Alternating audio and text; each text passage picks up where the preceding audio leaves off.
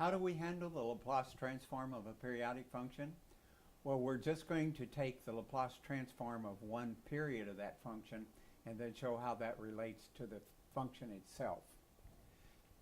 Here's a periodic function. F at t plus n times the period, capital T, is equal to f at t. You know how a sine wave repeats itself. And of course, f at t plus n capital T equal f of t for n equal to 0. That's just the function little f at t itself. Or n can be plus or minus 1, plus or minus 2, and so forth.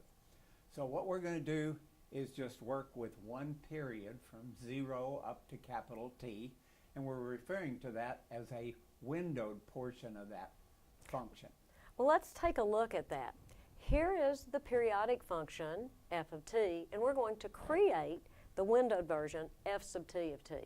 And we want to make the function 0 everywhere except on the period from 0 to capital T.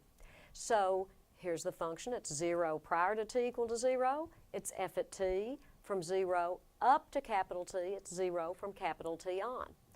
And I can create that using the step function.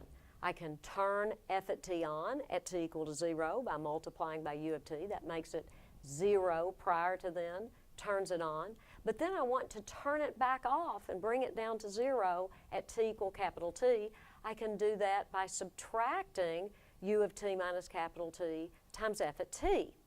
Now, remember, f at t is the periodic function. F sub t of t is the windowed version.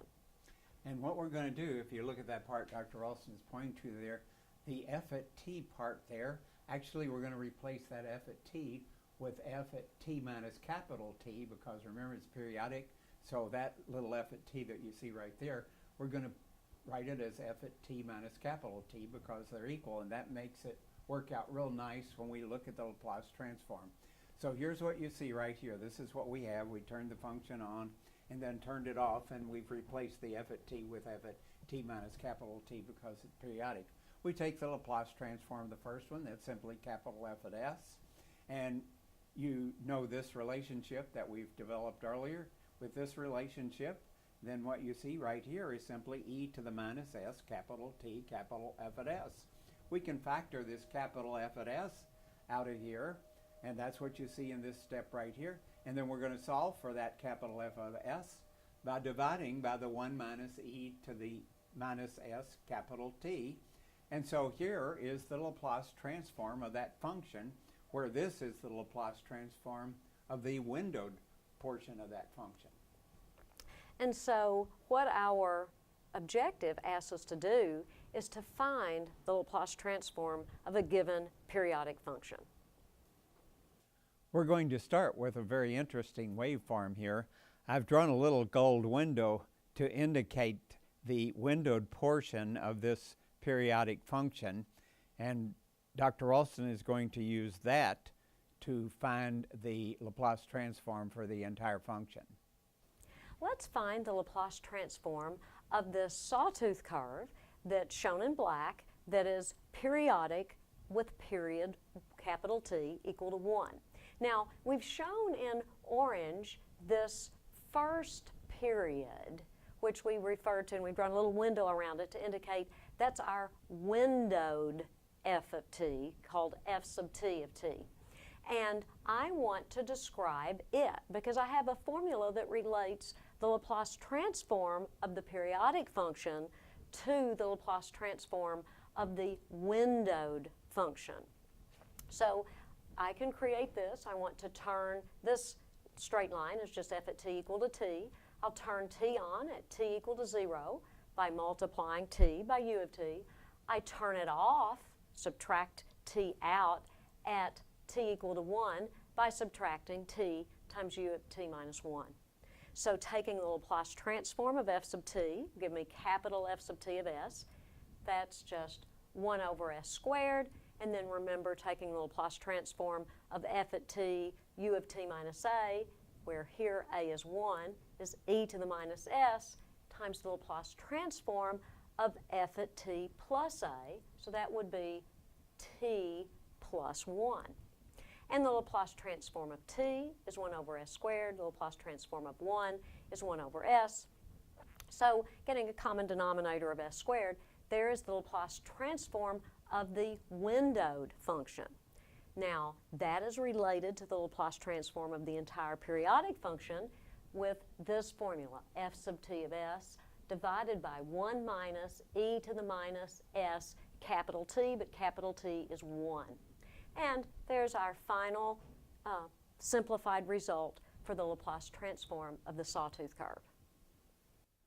You just saw a sawtooth wave. Now we're going to look at a triangular wave. And if we look at the windowed part of this, then we have t kicks in at 0 here. Then we kick that out at t equal to 1. And notice this part right here, if it went on up here, it would go on up to 2. So the intercept would be at 2. And so that is 2 minus t.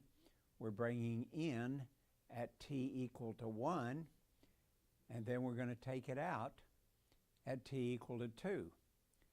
But what we're doing here is we're going to combine this minus t with this minus t and get 2 minus 2t. That's what you see right here is minus 2 times minus 1, which is 2 minus 2t. So that was those two terms right there. And then we have the other term right here and the first term here. So now we have a form that we can take the Laplace transform of. So taking the Laplace transform of each of these, the Laplace transform here is simply Laplace transform of t 1 over s squared. We're going to use this relationship that you see right here. So this is e to the minus s, and the Laplace transform of just plain old t here, which will be 1 over s squared. Here we get e to the minus 2s times the Laplace transform of just t, and that's 1 over s squared again. So our f sub t of s, you'll notice we have a 1 over s squared in each of those, and we could write that in the form that you see right here for capital F of s. We take the windowed function, divide by 1 minus e to the minus s times the period. The period there was 2, as you see right here. We went from 0 to 2. So we have this form that you see right here. We factored the 1 minus 2 e to the minus s and the e to the minus 2s there, but that factors into 1 minus e to the minus s squared. And we can factor the denominator here, 1 minus e to the minus 2s, as you see right here. Cancel one of the factors in the numerator with 1 in the denominator. And we end up with the form that you see right here, 1 minus e to the minus s over s squared times quantity 1 plus e to the minus s.